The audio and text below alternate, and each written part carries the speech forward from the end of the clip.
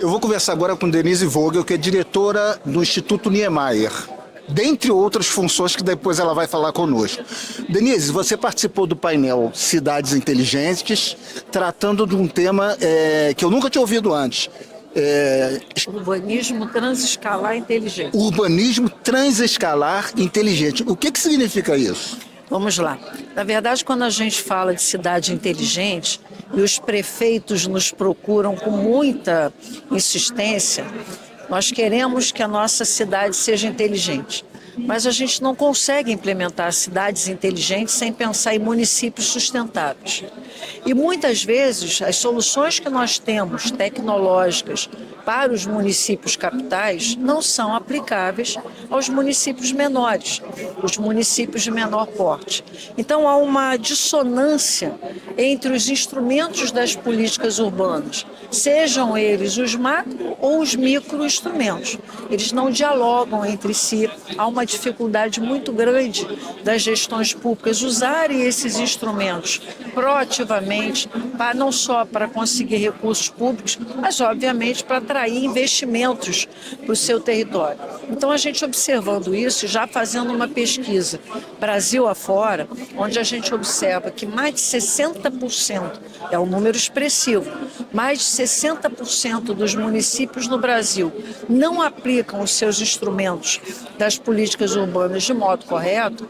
Nós então começamos a pensar em ferramentas tecnológicas que possam fazer o overlay destas legislações, desses instrumentos em prol dos municípios e tentando dialogar um pouco melhor entre si, fazendo com que esses municípios tenham mais visibilidade para os investidores. E esse conceito ele já está mais evoluído? Você pode citar algumas cidades ou uma cidade que já tem avançado bastante na aplicação desses conceitos? Não, nós estamos desenvolvendo esse sistema, essa tecnologia, nós vamos lançar isso em Lisboa agora, em outubro, depois em Barcelona e depois vamos lançar no Rio de Janeiro. É um conceito transnacional, então. É um conceito hoje em dia de urbanismo transescalar inteligente para que a gente possa trazer para o Brasil soluções urbanísticas escalonáveis. Vou dar um exemplo.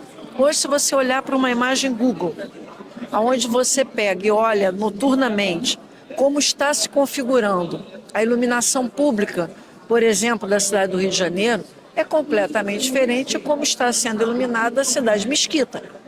Será que as tecnologias que hoje a capital consegue se dotar e aplicar e oferecer aos seus munícipes é a mesma que os municípios menores podem oferecer? Então é necessário que a gente tente trazer soluções que sejam mais escalonáveis para todos os municípios e fazer com que esses instrumentos, na medida em que eles são interfaceados em overlay, a gente possa entender o que está acontecendo de não conformidade e poder ajudar as gestões públicas a serem mais eficazes, eficientes e, principalmente, melhor para os seus moradores. Agora, a gente sabe que na realidade brasileira é uma realidade em que o aspecto técnico nem sempre prevalece no ambiente político. Como inserir um conceito tão importante como esse, mas essencialmente técnico, num ambiente dominado pela política? Pois é, uma pergunta excelente, porque números não mentem. 2 mais 2 será sempre 4. Não há possibilidade da gente mudar essa realidade. Então, na medida que os planos diretores se tornam, por exemplo, parametrizáveis, fica muito mais fácil. Vou dar um exemplo básico.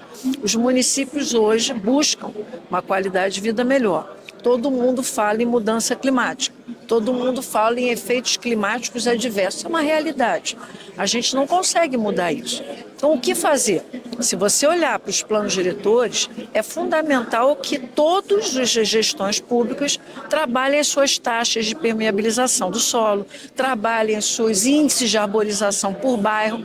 Como é que a gente pode ajudar o prefeito a contabilizar isso? Tentando fazer planos diretores parametrizáveis. É muito mais fácil ele saber por bairro como é que está hoje o seu processo de taxa de permeabilização, como é que está hoje a sua condição de arborização. Puxa, será que eu vou poder daqui a 1 ano, 2 anos, planejar, aumentar esse índice em 10%, 20%, 30%? Os números não mentem. Então, automaticamente fica mais fácil o governo municipal Eu digo governo municipal porque o uso do solo é uma atribuição do município, né? Fica muito mais fácil ele ter uma ferramenta que o dote de tecnologia a seu favor do que uma tecnologia contrária à sua gestão. Agora, para isso, como a gente diz sempre, precisa querer fazer uma boa gestão. E eu acredito, sinceramente, que a grande maioria dos nossos prefeitos tem essa vontade, enfrenta grandes dificuldades orçamentárias, enfrenta grandes dificuldades adversas pelas questões climáticas, não tenho dúvida disso, mas se a tecnologia existe, vamos usá-la a favor.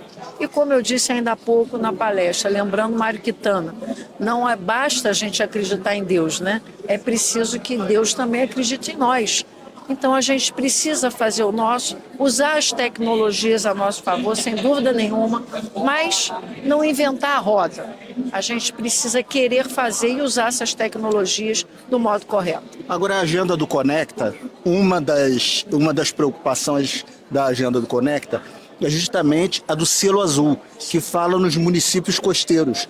Uma série de providências elencáveis para que esses municípios sejam certificados pela sua preocupação com a sustentabilidade, com o bom uso da economia do mar e, sobretudo, com a inclusão social que essas tecnologias podem representar para as suas populações. Isso tem tudo a ver com a preocupação Tem tudo. A economia do mar hoje é uma realidade inegável, né? Nós sabemos a riqueza que a economia do mar pode proporcionar na cadeia produtiva que é associada.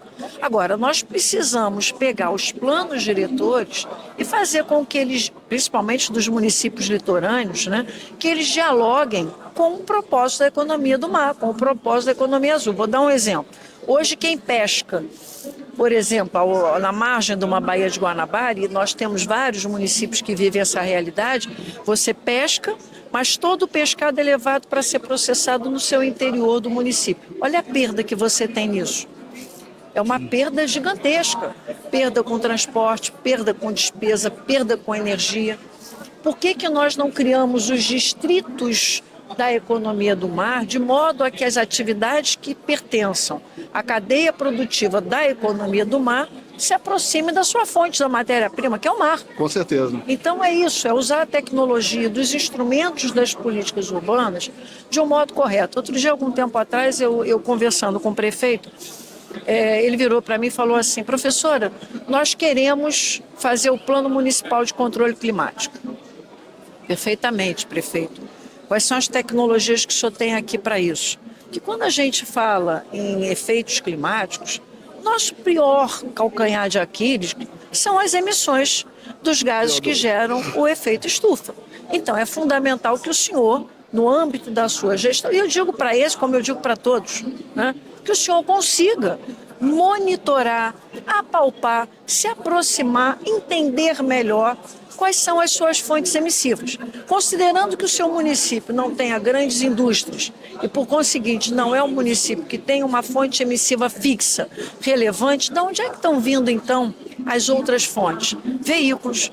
Né? É um município, muitas vezes, conurbado em regiões metropolitanas. Como é que nós vamos controlar isso? Como é que nós vamos poder fazer com que este plano, que todo plano é uma lei, o Plano Municipal de Controle Climático é uma lei municipal de controle climático. As leis só funcionam na medida em que dói no bolso. Se não dói no bolso, a gente não consegue aplicar. E eu não quero, dizendo isso, instigar ou reforçar a necessidade de imposto. Não, muito pelo contrário. Mas é um processo normativo. E a gente precisa educar para que ele funcione. A maneira de educar é criar alguma facilidade ou não, ou penalidade ou não, para aquele uso daquele instrumento. Então é importante que a gente hoje monitore as bacias aéreas, monitore as nossas fontes de geração de emissão de gases poluentes, sem dúvida nenhuma. Mas se você não tiver tecnologia para isso, qual é o resultado prático que mais aquela lei, que mais aquele plano vai trazer de fato para a sua gestão? Então não é só ter um instrumento, é com que esses instrumentos de fato dialoguem uns com os outros, dialoguem com o plano diretor, dialoguem com o zoneamento urbano, dialoguem com o parcelamento do solo, dialoguem com o código de obras. Como é que hoje você não tem municípios, já no quarto século XXI, na quarta parte do século XXI, que façam economia reversa, que façam a economia circular, que reaproveitem os seus produtos da construção civil e outros? Não é possível que ainda se tenha lixões. Não é possível que a gente ainda viva essa realidade. Então, apesar de nós termos municípios que estejam aí mais conceituados, com melhor qualidade no seu índice de qualidade de vida no município, a gente precisa entender que numa realidade de 5.500 municípios em ordem de grandeza, os nossos municípios realmente não respeitam, não usam proativamente os seus instrumentos e, ao mesmo tempo que não usam, apesar de tudo, querem ser cidades inteligentes. Antes de ser uma cidade inteligente, precisa ser um município sustentável. Sem isso, nós vamos continuar a caminhar no pântano. Obrigado. Imagina. Obrigado.